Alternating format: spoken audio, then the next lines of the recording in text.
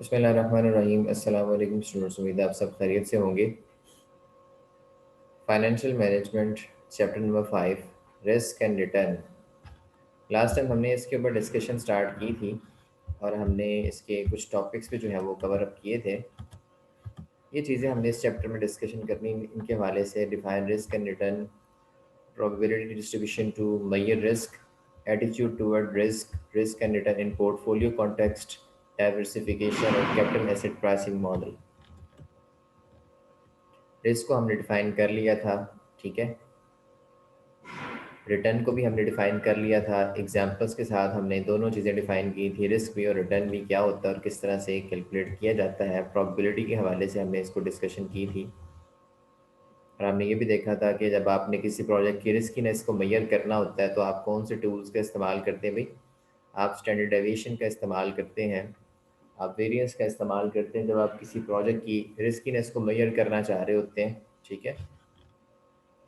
और प्रोजेक्ट के रिस्क ही उस वक्त होता है जब आप की जो आने वाले रिटर्न्स है ना, ठीक है, उनमें गैप्स काफ़ी ज़्यादा होते हैं, डिस्क्रीट डिस्ट्रीब्यूशन होती है, ठीक है।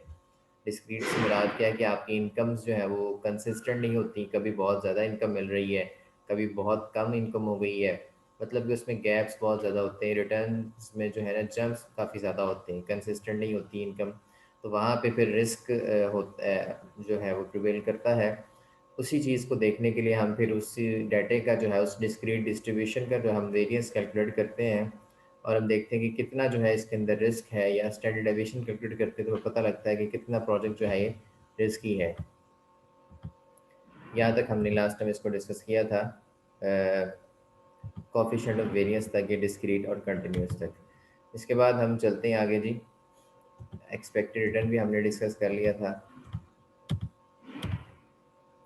सर्टेनिटी इक्विवेलेंट्स की तरफ जाते हैं हम। सर्टेनिटी इक्विवेलेंट्स जो है रिस्क एटीट्यूड के हवाले से हम बात करेंगे। अब सर्टेनिटी इक्विवेलेंट्स क्या होते हैं, ये बेसिकली ये एक अमाउंट है जो आप रिक्वायर कर रहे हैं कि आपको सर्टेनली जो है वो एक प्रोजेक्ट से आपको मिलेगी, ठीक है। एक वो अमाउंट है कि जो आप एक्सपेक्ट कर रहे होते हैं कि यार इतनी हमें रिटर्न मिलना चाहिए, और एक होता है सर्टेनिटी इक्विवेलेंट जो एक्चुअली में आपको जो अमाउंट मिल रही होते हैं ना उस प्रोजेक्ट में, ठीक है, वो आपका बेसिकली होता है सर्टेनिटी इक्विवेलेंट्स होता है, ठीक है। फॉर एग्जांपल एक प्रोजेक्ट है जिसमें आप ये सोच रहे हैं, आपने 1 लाख रुपए लगाया उस प्रोजेक्ट में और आप ये सोच रहे हैं कि आपको यहाँ से जो है वो 10,000 का रिटर्न मिलेगा, लेकिन 10,000 का जो रिटर्न है वो आपकी एक्सपेक्टेड रिटर्न है, लेकिन आपको वहाँ से पता लगा जी वहाँ पे आपको एग्जैक्ट जो है रिटर्न जो मिल रहा है ना वो तकरीबन कुछ 6,000 का मिलेगा। तो दैट इज सर्टेनिटी इक्विवेलेंट्स, जिसके बारे में आपको श्योरिटी होती है, इस बारे में आपको पता होता है कि इतना जो है वो एक्चुअली में मिल सकता है, ठीक है। जो आपकी एक्सपेक्टेशन से ज़्यादा भी हो सकता है ये, और आपकी एक्सपेक्टेशन से कम भी हो सकता है। आपने एक्सपेक्ट की है 10,000, लेकिन आपको जो है वो मिल जाए 12,000, ठीक है। यानी कि सर्टेनिटी इक्विवेलेंस जो है वो आपका 12,000 भी हो सकता है, आपकी एक्सपेक्टेशन से ज़्यादा भी हो सकता है, कम भी हो सकता है, और आपके एक्सपेक्टेशन के बराबर भी हो सकता है, ठीक है।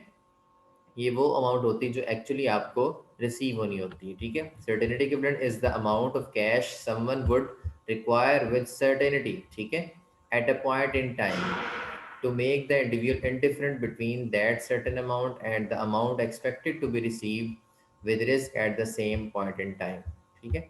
अब ये होता है जी कि ये वो अमाउंट है जो कि एक बंदा रिक्वायर कर रहा है एक पॉइंट इन टाइम में, सर्टेनली कि इतना तो मिलना ही मिलना है, ठीक है। उसके बाद जो है वो जो एक्सपेक्टेड के साथ फिर उसका मुकाबला करता है कि जो मिलना ही मिलना है, जो मस्ट है इतना मिलना ही मिलना है, उसका और जो उसने एक्सपेक्ट किया था उसका आपस में डिफरेंस कितना है, रिस्क के साथ जो है वो मेजर करता है उस चीज़ को कि जो उसने एक्सपेक्ट किया है उसके में उसमें और इस अमाउंट में कितना डिफरेंस है, ठीक है। उस चीज़ को मेजर किया जाता है, उसके हवाले से फिर जो है वो बाद में डिसीजंस भी लिए जाते हैं। अब इसको हम एग्जाम्पल के ज़रिए समझते हैं। तो 3 तरह के केसेस आपके पास हो सकते हैं रिस्क एटीट्यूड के हवाले से। सर्टेनिटी इक्विवेलेंट्स आपके ज़्यादा भी हो सकते हैं एक्सपेक्टेड वैल्यू से, ठीक है। तो यहाँ पे जो है वो रिस्क प्रेफरेंस वाले लोग होते हैं, यहाँ पे रिस्क को प्रेफर किया जाएगा, रिस्क लिया जाएगा, ठीक है। और सर्टेनिटी इक्विवेलेंट्स बाज़ औक़ात जो है आपके इक्वल होते हैं एक्सपेक्टेड वैल्यू के, यानी कि जो वैल्यू आपने एक्सपेक्ट की होती है और जो आपको एक्चुअली में आपको मिलनी होती है, आप एक्सपेक्ट कर रहे होते हैं कितनी मिलेगी मस्ट, वो जो है सर्टेनिटी इक्विवेलेंट है, ये दोनों आपके इक्वल भी हो सकते हैं। तो इस पॉइंट को हम कहते हैं जी ये रिस्क इंडिफरेंस है। यहाँ पे हम फिर हमारी दोनों चीज़ें जो है वो बराबर हो जाती हैं, ठीक है। उसके बाद सर्टेनिटी इक्विवेलेंट्स बाज़ औक़ात आपके एक्सपेक्टेड वैल्यू से जो है वो कम भी होते हैं, ठीक है। यानी कि बाज़ औक़ात जो है आपने जो एक्सपेक्ट किया होता है वो आपका ज़्यादा होता है। आपने 10,000 का रिटर्न एक्सपेक्ट किया था, लेकिन एक्चुअली में जो आपको मिल रहा है तो वो कम है। इसका मतलब यहाँ पे रिस्क अवर्जन, ऐसे सूरत हाल में लोग जो है वो रिस्क नहीं लेंगे, रिस्क टेकर नहीं बनेंगे, जब उनको पता होगा जितना हम एक्सपेक्ट कर रहे हैं हमें तो उससे भी कम मिलना है। तो यहाँ पे रिस्क अवर्जन वाली सूरत हाल होगी, लोग जो है रिस्क नहीं लेंगे, रिस्क को प्रेफर नहीं करेंगे। और मोस्टली इंडिविजुअल जो है वो रिस्क अवर्स ही होते हैं, वो रिस्क लेना पसंद नहीं करते, उनको डेफिनेट रिटर्न चाहिए होता है, वो रिस्क लेना पसंद नहीं कर रहे होते हैं, ठीक है। नेक्स्ट यहाँ पे हम एक मिसाल ले लेते हैं कि रिस्क एटीट्यूड को समझने के लिए। For example you have a choice between one a guaranteed dollar reward और two a coin flip gamble 1 lakh. कहते हैं कि यार आपके पास दो ऑप्शंस है, या तो आप जो है एक गारंटीड डॉलर रिवॉर्ड ले लें, ठीक है, या फिर आप जो है एक मतलब गैम्बलिंग करें आप, ठीक है, स्पेकुलेशन करें, और आपको जो है 1 लाख रुपया हो, उसके 50% चांस हो मिलने के और दूसरी तरफ 50% चांस हो जीरो जीरो मिलने के, ठीक है। तो आप इस सूरत हाल में क्या आप जो है कौन सी जो ऑप्शन है उसको अवेल करेंगे। एक ऑप्शन में आपको उसमें गारंटीड डॉलर मिल रहे हैं, ठीक है, और दूसरी सूरत हाल में 50% चांस है 1 लाख रुपये मिलने का और 50% चांस है जीरो मिलने का, ठीक है। दो सूरत हाल आपके पास है, और the expected value of the Gamble is 50,000। यानी कि गैम्बल की जो मतलब इसको ऑप्शन को लेने की जो वैल्यू है वो 50,000 है। यानी कि सिंपल मिसाल हम यूँ ले लेते हैं कि एक जगह पे एक बंदे ने जो है वो एक स्कीम ओपन की हुई, एक स्कीम चलाई हुई। वो कहता है जी कि अगर मुझे 50,000 जमा कराएं आप, ठीक है, तो ये 50,000 हो सकता है आपको 1 लाख मिल के 1 लाख बन के मिले, या फिर आपको जो है ज़ीरो मिलेगा इसके बदले, ठीक है। इस 50,000 जमा कराने के ज़रिए से आप 1 लाख भी जीत सकते हैं और आपको ज़ीरो भी मिल सकता है। 50% चांस है 1 लाख मिलने के और 50% चांस आपके जो है ना वो ज़ीरो मिलने के हैं, ठीक है। तो दो तरीके से हम इस चीज़ को देख सकते हैं, एक गारंटीड डॉलर के हवाले से और एक हम यहाँ गैम्बलिंग के हवाले से। तो अब जो तीन बंदे हैं यहाँ पे, मैरी है और एक रेलिंग है और एक शैनन है। मैरी ने जो है वो मैरी रिक्वायर करती है गारंटीड डॉलर को, ठीक है, $25,000 वो गारंटी चाहती है कि मैं अगर इन्वेस्ट करूं तो मुझे गारंटीड मुझे 25,000 जो है वो लाजमी या इससे ज़्यादा मुझे लाजमी तौर पे मिले, ठीक है। यानी कि वो गारंटी चाह रही है कि मुझे गारंटीड। यहाँ पे दूसरी ऑप्शन में तो कोई गारंटी नहीं है, या तो ज़ीरो मिलेगा या लाख मिलेगा, पहली ऑप्शन में गारंटी आ रही, ठीक है। तो मैरी जो है वो इस तरह की एक बिजनेसमैन है, बिजनेस वुमन है कि वो जो है 25,000 जो है डॉलर वो गारंटी चाहती है कि 25,000 मुझे मिले ही मिले, ठीक है। और रेली की बात करते हैं, रेली जो है वो is just happy to take 50,000 और टेक द रिस्की गैम्बल, ठीक है। वो 50,000 लेके भी राजी हो जाता है, ठीक है। मतलब 50,000 उसने लगाए हैं ना, वो कहता है जी 50 का मुझे 50 ही मिल जाए तो ये भी मेरे लिए ठीक है, वो हैप्पी है इससे।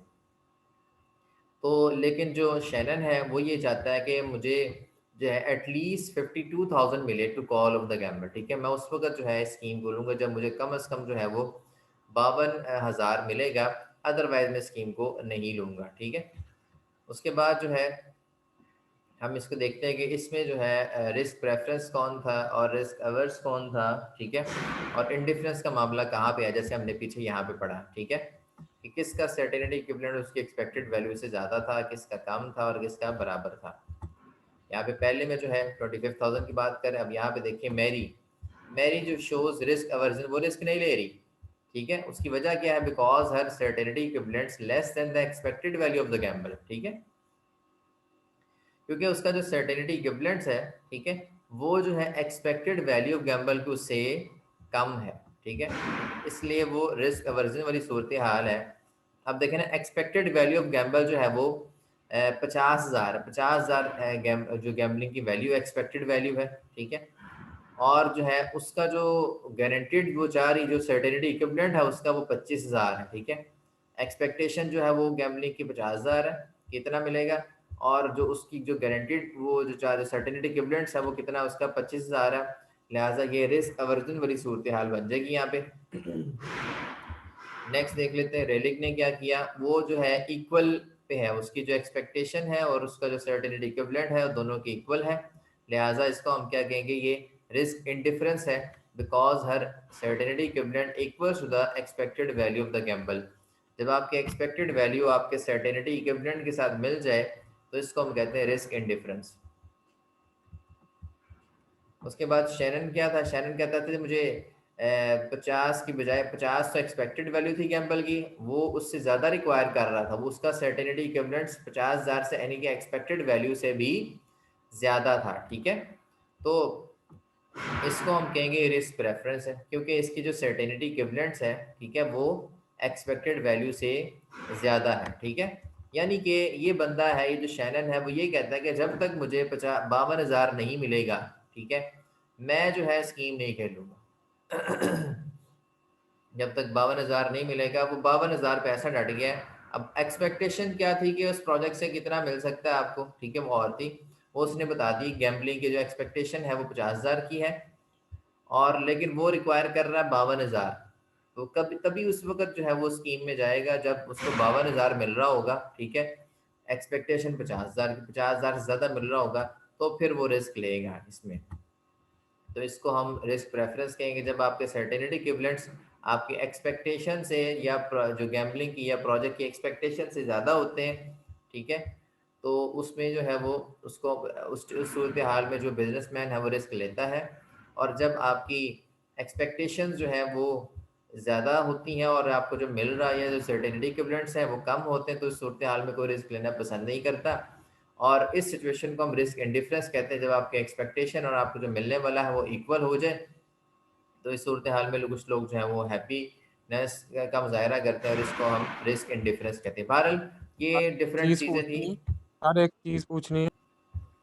तो ये तीन आपके पास केसेस थे, इनको हमने डिस्कस किया। एक रिस्क अवर्जन का केस जिसमें सर्टेनिटी इक्विवेलेंट्स जो है आपके एक्सपेक्टेड वैल्यू 50,000 से कम है, एक में बराबर है जो रिस्क इंडिफरेंस का केस है, और एक में जो सर्टेनिटी इक्विवेलेंट वो ज़्यादा है आपके एक्सपेक्टेशन से, तो ये आपका रिस्क प्रेफरेंस का केस है। यही उसने आगे यहाँ पे बताए हुए। उसके बाद कहते हैं जी determining the portfolio expected return. Portfolio से मुराद क्या होता है कि आप जो है ना एक से ज़्यादा एसेट में इन्वेस्टमेंट कर रहे हैं। ठीक है, आप इन्वेस्टमेंट जो है एक एसेट में नहीं कर रहे, बल्कि एक से ज़्यादा एसेट्स में आप इन्वेस्टमेंट कर रहे हैं।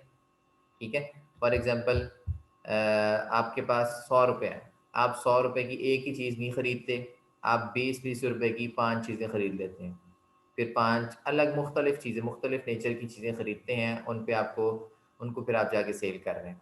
एक बंदा जो है वो 100 रुपये है, वो 100 की एक ही चीज़ खरीद लेता है। फॉर एग्जांपल ये जो आपके फेरी वाले होते हैं, डेली जो आपको आवाज़ें लगा रहे होते हैं गली में, ठीक है, सब्जियां वगैरह लेके आते हैं, तो उनके पास दो ऑप्शंस हैं, या तो जितने उनके पास पैसे हैं 1,000 2,000 या 5,000 जितने का भी वो सामान लेकर आते हैं, या तो वो सारा का सारा एक ही चीज़ ले आए, ठीक है, उसको बेचे सारा दिन, या फिर जो है उन पैसों की कोई 3-4 चीज़ें या वैरायटी ऑफ वेजिटेबल्स जो हैं वो लेकर आएँ और कस्टमर्स को बेचने की कोशिश करें। इसी तरह से आपके पास बिजनेस में भी एक कारोबारी जो बंदा है उसके पास भी दो ऑप्शंस होती हैं। दो ऑप्शंस यही है कि या तो वो एक ही एसेट में इन्वेस्टमेंट कर ले, या फिर वो एसेट्स का पोर्टफोलियो बनाए, ठीक है, यानी कि डिफरेंट एसेट्स में अपनी अपनी अपनी जो अमाउंट्स है उसको जो है वो इन्वेस्ट करे।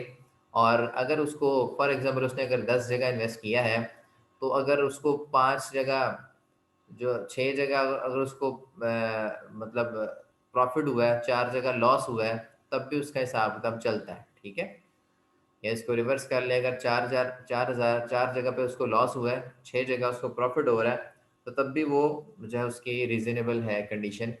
लेकिन अगर इस तरह से हो कि वो एक ही एसेट में सारा का सारा, एक ही तालाब में सारी मछलियां डाल दी, एक ही तालाब में सारा कुछ डाल दिया आपने, ठीक है, एक ही एसेट में सारा इन्वेस्ट कर दिया, अगर वहां से उसको नुकसान हो गया तो सारा का सारा पैसा उसका डूब जाएगा।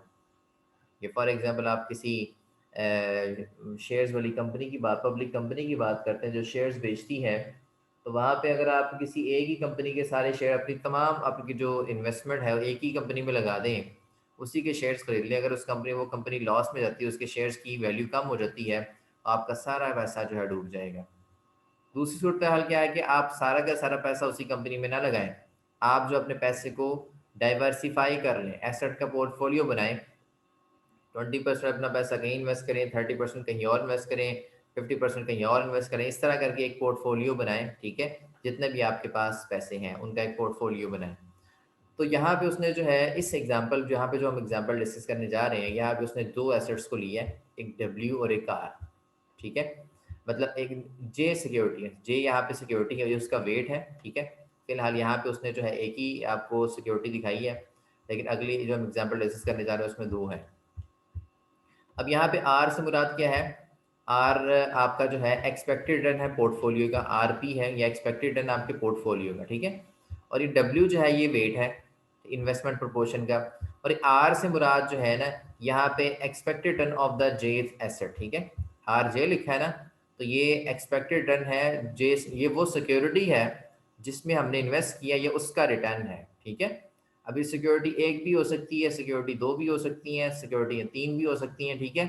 तो सब के साथ उनका वेट आएगा, तो फिर हमारा एक्सपेक्टेड रिटर्न निकल जाएगा। मतलब टोटल जो आपका एक्सपेक्टेड पूरे पोर्टफोलियो का जो रिटर्न है ना, वो हमें मिल जाएगा, ठीक है। तो अब इसको लेके चलते हैं, और यहाँ पे जो आर जे देखेंगे क्या है, is the expected return of the asset. R J उस सिक्योरिटी का रिटर्न है, डब्ल्यू जे उस सिक्योरिटी का वेट है। यानी कि 100 रुपये अगर आपके पास था, तो आपने अगर 20 रुपये उस सिक्योरिटी में लगाए हैं, ठीक है, तो उसका वेट होगा 0.20, यानी कि टोटल प्रोपोर्शन में से उसका वेट होगा 0.20। अगर अगर आप मिसाल इस तरह से ले लें कि 100 रुपया है और अगर आपने एक सिक्योरिटी में 30% इन्वेस्टमेंट की है, तो उस सिक्योरिटी का वेट होगा 0.30। आपकी टोटल इन्वेस्टमेंट का प्रोपोर्शन वहां पे देखेंगे, उसका वेट देखेंगे। इसी तरह से आप अपने पूरे 100 रुपये को डिफरेंट तरीके से डिवाइड कर सकते हैं, जैसे आप करना चाहते हैं। और उसका उस सिक्योरिटी का वेट भी लिया जाएगा और उस सिक्योरिटी का रिटर्न भी लिया जाएगा, उसके वेट को उसके रिटर्न के साथ मल्टीप्लाई किया जाएगा, तो हमें उससे आने वाला जो है एक्सपेक्टेड रिटर्न है वो मिल जाएगा। इस तरह से यही काम हम तमाम सिक्योरिटीज के साथ करेंगे जितनों में भी इन्वेस्ट करेंगे। M is the total number of assets in the portfolio, ठीक है। एम आपके पास जो है वो नंबर ऑफ एसेट्स हैं टोटल पोर्टफोलियो में। अभी यहाँ पे जो है वो M1 ही है, क्योंकि यहाँ पे सिर्फ एक ही सिक्योरिटी है। अगर security J is equal to 1, ठीक है, यहाँ पे 1 सिक्योरिटी है। तो यहाँ पे हमें जो है, अब अगली एग्जांपल में हम देखते हैं फर्दर सिक्योरिटीज के हवाले से। कहता है जी determine the portfolio of standard deviation, ठीक है। अगर आपने स्टैंडर्ड डेविएशन जो है मतलब वो कैलकुलेट करना है, तो स्टैंडर्ड डेविएशन आप किस तरह से कैलकुलेट करेंगे? आप जो है वेट ले लेंगे उस सिक्योरिटी का, ठीक है। यहाँ पे उसने जो है एक जे की बात कर दी और एक के की बात कर दी है, यानी कि यहाँ पे सिक्योरिटीज दो हो गई हैं, समेशन एम, ठीक है। एक जे सिक्योरिटी है और एक के सिक्योरिटी, यानी कि आपके पास यहाँ पे दो किस्म की सिक्योरिटीज हैं। एक जे वाली सिक्योरिटी है और एक आपकी के वाली सिक्योरिटी है, ठीक है। तो जे वाली सिक्योरिटी का कितना वेट है और के वाली सिक्योरिटी का कितना वेट है, यहाँ पे ये देखा जाएगा। फॉर एग्जाम्पल हम कहते हैं जी हमने अपना 100 रुपया था ना, 100 रुपये में से 60 रुपये हमने जे वाली सिक्योरिटी में इन्वेस्ट कर दिए और 40 रुपये हमने अपनी के वाली सिक्योरिटी में इन्वेस्ट कर दिए, ठीक है। तो इस तरह से हमारी टोटल इन्वेस्टमेंट का जो पोर्शन है वो, अगर हम देखेंगे वेट कितना है, तो जे सिक्योरिटी को जो वेट असाइन हुआ होगा वो 0.60 होगा, 60%। और के सिक्योरिटी को जो 40% इन्वेस्ट किया था वहां पर, तो उसका तो वेट, उसका उस सिक्योरिटी का वेट कितना होगा 0.40। यानी कि हमने अपनी टोटल इन्वेस्टमेंट के हवाले से जो है उनका वेट देखना है, ठीक है। तो यहाँ पे उनका वेट आ जाएंगे और उन तमाम सिक्योरिटीज के, ठीक है। अब यहाँ पे सिर्फ दो थे, उसके वाले से बाद में इनका समेशन लेके आपने इनका स्क्वायर रूट लेना। और ये जो आपके पास है ना, ये आपका जो है ये बेसिकली कोवेरिएंस है, इसको हम कहते हैं कोवेरिएंस। ये दोनों का कोवेरिएंस है, is the covariance between the returns of the for J security and the case asset in the portfolio. ये जे और के आपके पास एसेट्स है पोर्टफोलियो, ठीक है। और ये इनका आपस में कोवेरिएंस है, ठीक है।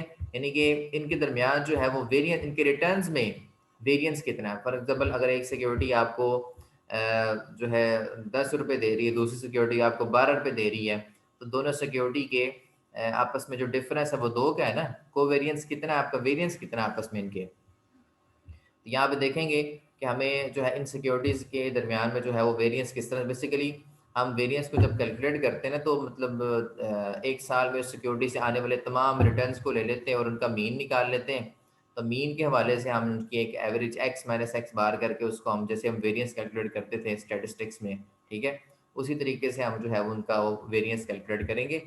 और जब वेरिएंस कैलकुलेट कर लेंगे उसके बाद जो है हम उनका समेशन लेंगे और स्क्वायर रूट लेके हम यहाँ पे उनका स्टैंडर्ड डेविएशन निकालेंगे। आपको पता है जी वेरिएंस कैलकुलेट हो जाए तो उसका सिर्फ हमने स्क्वायर रूट लेना होता है उस आंसर का, तो आपका स्टैंडर्ड डेविएशन निकल आता है। वही वेरिएंस वाले फार्मूला यहाँ पे लगेंगे। बहरहाल वेरिएंस का जो इंटरप्रिटेशन मैंने आपको ये बता दिया है कि जो उनके रिटर्न्स में गैप है, दोनों के रिटर्न में कितना गैप है, ठीक है, कितना फर्क आ रहा है दोनों सिक्योरिटीज के रिटर्न में, उसको वो वेरिएंस कह रहा है, वो भी यहाँ पे देखा जाएगा। उसके बाद यहाँ पे देख लीजिए कि आपका जो वेरिएंस है वो किस तरह से कैलकुलेट किया जाएगा। पहले जे सिक्योरिटी का वेरिएंस ले लेते हैं और फिर के सिक्योरिटी का वेरिएंस ले लेते हैं, ठीक है। जो ए जे है ये बनाया हुआ सिग्मा जे, ये आपका basically standard deviation of the J security asset in the portfolio, और जो सिग्मा के is the standard deviation of the के एसेट इन द पोर्टफोलियो, ठीक है। दोनों के आपने जो है स्टैंडर्ड डेविएशन जो है उनको कैलकुलेट करना है। पहले इनके वेरिएंसेस कैलकुलेट होंगे, उसके बाद इनके स्टैंडर्ड डेविएशन कैलकुलेट हो जाएंगे, ठीक है। जैसे पिछले एग्जांपल में पिछले यहाँ पे देखा था ना स्टैंडर्ड डेविएशन, तो इस तरह से हम ये दोनों हमारे पास स्टैंडर्ड डेविएशन आ जाएंगे। उसके बाद आर से मुराद क्या है, ठीक है, आर जे के इस ये कोरिलेशन है, basically correlation coefficient between the jth and kth asset in the portfolio. Correlation से मुराद क्या होता है कि दो वेरिएबल्स के दरमियान जो रिलेशन है वो क्या है, ठीक है। अब ये रिलेशन पॉजिटिव भी हो सकता है, अब ये रिलेशन आपका नेगेटिव भी हो सकता है, ठीक है। मतलब दो चीज़ों के दरमियान जो रिलेशनशिप होता है, ठीक है, उसको हम जो है वो कोरिलेशन से जाहिर करते हैं स्टैटिस्टिक्स में, ठीक है। दो वेरिएबल्स के दरमियान जो रिलेशन है कोरिलेशन, कि आपस में कितना रिलेशन और कैसा रिलेशन है, आया कि ये पॉजिटिव रिलेशन है या फिर ये नेगेटिव रिलेशन है, ठीक है। तो डायरेक्ट रिलेशन है, इनडायरेक्ट रिलेशन है, किस तरह से हम रिलेशन है उसको देखेंगे। बहरहाल यहाँ पे सिंपल हमने जो है अपनी सिक्योरिटीज़ का जो है कोवेरियंस भी ले लेना है, ठीक है, और कोरिलेशन भी यहाँ पे उनका देख लेंगे, आपस में उनका जो रिलेशन है आपस में पॉजिटिव रिलेशन है या नेगेटिव रिलेशन है, किस तरह का रिलेशन है वो यहाँ पे आ जाएगा, इससे मल्टीप्लाई हो जाएगा। कोरिलेशन को समझ लेते हैं कि कोरिलेशन होता क्या बेसिकली। कोरिलेशन बेसिकली एक स्टैटिस्टिकल मेजर है of the linear relationship between two variables. दो वेरिएबल के दरमियान, जैसे मैंने भी बात की थी कि दो वेरिएबल्स के दरमियान जो लीनियर रिलेशनशिप होता है उसको हमको रिलेशन कहते हैं। अब इसकी रेंज होती है -1 से लेके +1 तक, रेंज -1 से +1 तक होती है। अगर किसी सिक्योरिटी का जो को रिलेशन है दूसरी सिक्योरिटी के साथ जो है वो -1 से 0 के दरमियान आ रहा है, इसका मतलब उनका आपस में जो रिलेशन है वो नेगेटिव है। अगर उनका को रिलेशन जो है वो 0 से 1 तक के दरमियान आ रहा है, +1 के दरमियान, तो इसका मतलब होगा उनके दरमियान जो है वो परफेक्ट पॉजिटिव रिलेशनशिप, ठीक है। पॉजिटिव भी हो सकता है और नेगेटिव भी हो सकता है, तो यही हमने यहाँ पे रिलेशनशिप कोरिलेशन निकालेंगे, ठीक है। ये बेसिकली इसकी पूरी कैलकुलेशंस हैं स्टैटिस्टिक्स में, ठीक है, वहाँ पे इनको कैलकुलेट किया जाता है। कोरिलेशन पूरा एक मेथड है, ठीक है, और स्टैंडर्ड डेविएशन निकालने का भी मेथड है। पहले वेरिएंस निकालते हैं, उसका स्टैंडर्ड डेविएशन निकलता है, ठीक है, और कोरिलेशन भी दो वेरिएबल्स का निकल जाता है। बहरहाल वो टेबल्स वगैरह बना के कैलकुलेशंस करके हमने यहाँ फॉर्मूले में पुट करनी चीज़ें, ठीक है। फॉर्मूले में चीज़ें पुट करेंगे तो हमें यहाँ से उनका पता लग जाएगा कि एक्सपेक्टेड रिटर्न कितना है, ठीक है, और उसके बाद जो है स्टैंडर्ड डेविएशन जो है उन सिक्योरिटीज़ का कितना है। उसके बाद जो है अलग से हम उसका कोरिलेशन भी देख सकते हैं, ठीक है। यहाँ पे जो है उसने एक मैट्रिक्स बना दी है, ठीक है, वेरिएंस माइनस कोवेरिएंस मैट्रिक्स, ठीक है। 3 रॉज उसने बना दी, कोरिलेशन 1, ठीक है, 2 और 3। यहाँ पे सिक्योरिटीज़ की बात की जा रही है, ठीक है। 3 एसेट्स हैं, W1 W2 और W3 जो है 3 एसेट्स जो है उसने ले लिए। रॉ 1 में जो है उसने देखा जी W1 W1 इनका है, उसके कॉलम 2 में उसने कर दिया W1 W2, और उनका आपस में जो है उसने देख लिया कि स्टैंडर्ड डेविएशन कितना है। और इधर W1 W3 यानी कि सिक्योरिटी 1 और सिक्योरिटी 3 जो है, जो एसेट 1 था और एसेट 3, उनका आपस में जो है स्टैंडर्ड डेविएशन देख लिया, ठीक है। इस तरह से ये रॉ 2 बनाई है उसने, ठीक है। डिफरेंट के आपस में जो उसने लिंक्स बना के जो है वो यहाँ पे आपको बताया है कि 3 एसेट्स जो है पोर्टफोलियो में उसने लिए यहाँ पे।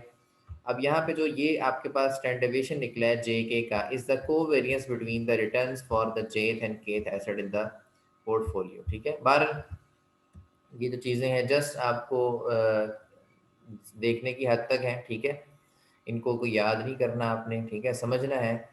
कहने का मतलब क्या था, इस सारी डिस्कशन का मकसद क्या था, ये था कि आप जो है सबसे पहले रिस्क एटीट्यूड को समझें, कब इन्वेस्टमेंट करनी, कौन से लोग रिस्क प्रेफरेंस होते हैं, कौन से लोग रिस्क अवर्जन होते हैं। ठीक है, और जब आप किसी सिक्योरिटीज़ में इन्वेस्टमेंट कर रहे होते हैं, ठीक है, तो आपको वहाँ पे उनकी रिस्कीनेस को मेजर करने के लिए ये स्टैंडर्ड डेविएशन वेरिएंस वगैरह निकालने पड़ते हैं। ठीक है, ये प्रॉपर इनकी कैलकुलेशंस होती हैं सारी, उनके रिटर्न्स के हवाले से, कब कब उनका रिटर्न आ रहा है। तो ओवरऑल जितने पीरियड्स में, मतलब 5 साल के लिए अगर आपने इन्वेस्ट किया है तो उनका रिटर्न आ रहा है आपको 5 सालों तक। ठीक है, उसके हवाले से आप जो है वो देखेंगे कि क्या आपको ये प्रोजेक्ट फिजिबल है, क्या उनका स्टैंड डेविएशन जो है वो बेहतर है, क्या स्टैंड डेविएशन उनका अच्छा है या फिर नहीं है। ठीक है, इसी तरह से वेरिएंस को भी देखा जाएगा। अदरवाइज अगर ये स्टैंड डेविएशन या वेरिएंस जो है उनके ज़्यादा होंगे, इसका मतलब वो प्रोजेक्ट ज़्यादा रिस्की हैं आपके। ठीक है, आपको उनमें इन्वेस्टमेंट नहीं करना चाहिए। ठीक है, आप एसेट्स के डिफरेंट कम्बिनेशन बना के देखेंगे, किस सिक्योरिटी को किस सिक्योरिटी के साथ मिलाया जाए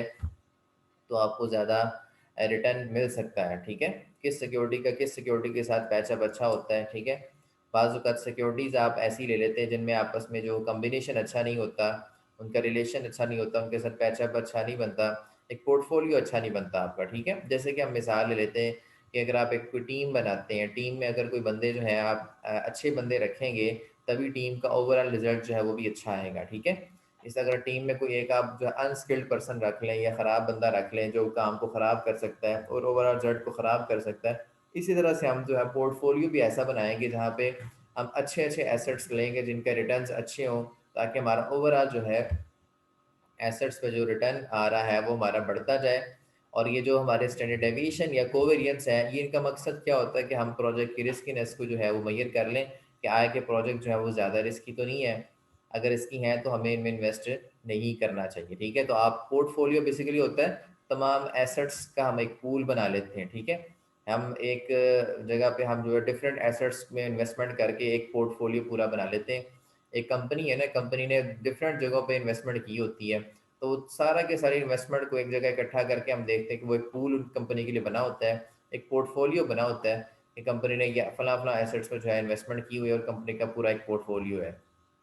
तो फिर वो अलग अलग सिक्योरिटी का रिटर्न भी निकाला जाता है और पूरे पोर्टफोलियो का रिटर्न भी निकाला जाता है, और ये भी देखा जाता है कि पोर्टफोलियो में जो तमाम एसेट्स हैं उनका आपस में जो पैचअप अच्छा है या नहीं है, उनके आपस में कोरिलेशन क्या है, उनके आपस में जो स्टैंडर्ड डेविएशन है या उनके आपस में जो स्टैंडर्ड कोवेरियंस है वो किस तरह से है, ये सारी चीज़ें देखी जाती हैं उनकी रिस्कीनेस को मैयर करने के लिए। ये सारी चीज़ें अफेक्ट कर रही होती हैं उनके रिटर्न पे, अगर ये अच्छी होंगी तो फिर उनका रिटर्न भी आगे अच्छा ही आएगा। ठीक है, यहाँ पे छोटी सी एक मिसाल ले लेते हैं इसी पोर्टफोलियो के कॉन्सेप्ट को समझने के लिए, portfolio risk and the expected return example. तो you are creating a portfolio stock d, कहते you are creating a portfolio of stock d and stock B डब्ल्यू फ्रॉम अर्लियर। ठीक है, दो आपके पास स्टॉक है जिनका आपने पोर्टफोलियो बनाना है, यानी कि दो कंपनीज के आप शेयर्स ले रहे हैं, एक एक का नाम स्टॉक डी है, एक का नाम स्टॉक बी डब्ल्यू है। You are investing 2000 in stock B W, आपने 2000 रुपया स्टॉक बी डब्ल्यू में लगाया और 3000 रुपया आपने स्टॉक डी में लगा दिया। रिमेंबर दैट अब टोटल आपके पास 5000 था, 2000 आपने स्टॉक डी में लगा दिया, 3000 आपने जो है वो इसमें से दो 2000 आपने स्टॉक बी डब्ल्यू में लगाया और 3000 स्टॉक डी में लगाया, टोटल 5000 था। ठीक है, remember that the expected return and the standard deviation of the stock BW is 9% and 13.15% respectively मतलब क्या है कि जो स्टॉक BW है उसके ऊपर जो एक्सपेक्टेड रिटर्न है वो 9% है, और स्टॉक BW का जो हमने पहले कैलकुलेशन करके जो स्टैंडर्ड डेविएशन निकाला है वो 13.15 आता है उसका स्टैंडर्ड डेविएशन। अब इसी तरह से जो स्टॉक डी है उसके ऊपर जो एक्सपेक्टेड रिटर्न है, उसको जो रिटर्न मिलेगा वो 8% के हिसाब से मिलेगा, और उसका जो स्टैंडर्ड डेविएशन है वो आपका जो है वो 10.65% है। और कोरिलेशन दोनों एसेट्स में जो कोरिलेशन बताई हुई है 0.75 की। तो कहता है जी what is the expected return and standard deviation the portfolio. तो एक्सपेक्टेड रिटर्न जो है वो क्या है और स्टैंड डेविएशन जो पोर्टफोलियो का है वो ओवरऑल क्या है। अब यहाँ पे उसने अलग अलग बताया हुआ है, ठीक है, अलग अलग रिटर्न बता दिए, अलग अलग स्टैंड डेविएशन बता दिए, लेकिन हमें उसने कोरिलेशन भी बता दिया, लेकिन अब वो कहता है ओवरऑल हमें बताना है what is the expected return at the stand deviation of the portfolio के दोनों को मिला के, अगर हम दोनों में इन्वेस्टमेंट किए तो दोनों को मिला के हमारा एक्सपेक्टेड रिटर्न कितना है। अलग अलग तो रिटर्न मिल गया ना, इससे इतना रिटर्न आ रहा है, इससे इतना, ओवरऑल हमें रिटर्न कितना आ रहा है, या ओवरऑल हम जो है वो स्टैंड डेविएशन कितना फेस कर रहे हैं। इसको किस तरह, पहले तो उनका वेट निकाल लें, ठीक है। सिक्योरिटी बीडब्ल्यू में आपने 2000 इन्वेस्ट किया था, टोटल आपके पास था 5000, इसका मतलब 40% आपने इन्वेस्ट कर दिया बीडब्ल्यू में, और स्टॉक डी में जो आपने इन्वेस्ट किया वो 60% के हिसाब से था, ठीक है। 60% यहाँ लगा दिया और 40% आपने यहाँ पे लगा दिया। अब उस तरह से एक्सपेक्टेड रिटर्न का फॉर्मूला क्या था, जैसे मैंने आपको पहले बताया था, यहाँ जाके देखें जरा, ये आपका एक्सपेक्टेड रिटर्न निकालने का, पोर्टफोलियो का एक्सपेक्टेड रिटर्न निकालने का फॉर्मूला कि आप जो उनके वेट को उनकी रिटर्न से मल्टीप्लाई करते हैं, आपके पास क्या आ जाएगा, एक्सपेक्टेड रिटर्न आ जाएगा। हम यहाँ पे भी वही काम कर रहे हैं कि हम यहाँ पे उनका वेट ले रहे हैं, सिक्योरिटी बीडब्ल्यू का वेट 40% था और उसका जो एक्सपेक्टेड रिटर्न था वो 9%, इसको मल्टीप्लाई कर देंगे। और इस तरह सिक्योरिटी डी में हमने जो स्टॉक डी में इन्वेस्टमेंट की थी 60% अपनी, यानी कि 3000 लगाया था अपना, टोटल आपके पास 5000 था, तो 3000 5000 का 60% बनता है। 60% यहाँ पे आ जाएगा उसका वेट, और उसका जो रिटर्न है वो 8% है। इसका मतलब उसके ऊपर जो रिटर्न आ रहा है हमें 4.8% के हिसाब से, और टोटल हमारे पास जो है वो एक्सपेक्टेड रिटर्न कितना बन गया, दोनों सिक्योरिटी से आने वाला 8.4% ओवरऑल बन गया। तो ओवरऑल रिटर्न आपका जो बना है वो ये 8.4% के हिसाब से बना है। उसके बाद इसी तरह से हम उनका कोरिलेशन वगैरह स्टैंड डेविएशन भी फाइंड आउट कर लेंगे दोनों का, ठीक है। तो इस तरह से यही यहाँ पे कॉन्सेप्ट है कि आप जो है अलग अलग, आपको अगर क्वेश्चन में आ जाते हैं तो आपने उनका इकट्ठा जो है जो स्टैंड डेविएशन है और रिटर्न है वो किस तरीके से फाइंड आउट करना है। एक्सपेक्टेड रिटर्न हमने निकालना सीख लिया, कोरिलेशन को जो है वो जो स्टैंड डेविएशन है उसको हम नेक्स्ट लेक्चर में स्टडी कर लेंगे, उसको हमने किस तरह से कैलकुलेट करना है। तो that's all about today's topic. Thank you very much.